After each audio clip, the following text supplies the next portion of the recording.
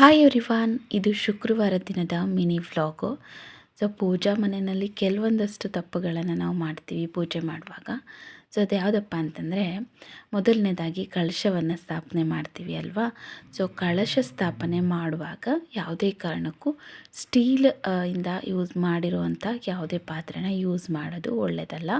So ನಿಮ್ಮ ಹತ್ರ ಬೆಳ್ಳಿ ಪಾತ್ರೆ ಇಲ್ಲ ಅಂದರೆ ತಾಮ್ರದ ಪಾತ್ರೆ ಅಥವಾ ಈ ಥರ ಕಂಚಿನ ಪಾತ್ರೆನ ಇಟ್ಟು ಪೂಜೆ ಮಾಡಬೇಕು.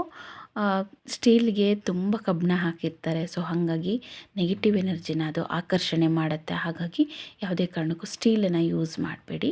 ಹಾಗೆಯೇ ಈ ಕಳಶನ ಸ್ಥಾಪನೆ ಮಾಡುವಾಗ ಹಾಗೆ ಬರೀ ನೀರನ್ನು ಹಾಕಿ ಇಡೋದು ತಪ್ಪು. ಅದಕ್ಕೆ ಮಂಗಳ ದ್ರವ್ಯಗಳಾದ ಅರಿಶಿಣ, ಕುಂಕುಮ ಮತ್ತು ಅಕ್ಕಿನ ಹಾಕಿ ಇಡಬೇಕು. ಹಾಗೆಯೇ ದೀಪಕ್ಕೆ ಫಸ್ಟು ಎಣ್ಣೆ ಬಿಡಬೇಕು, ಆನಂತರ ಬತ್ತಿ ಹಾಕಬೇಕು.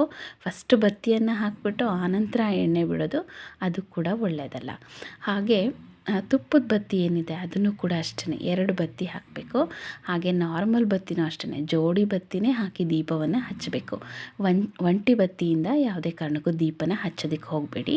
ಹಾಗೆ ಡೈರೆಕ್ಟಾಗಿ ಬೆಂಕಿ ಪಟ್ಟಣವನ್ನು ಗೀಚಿ ದೀಪವನ್ನು ಯಾವುದೇ ಕಾರಣಕ್ಕೂ ಹಚ್ಚಬೇಡಿ.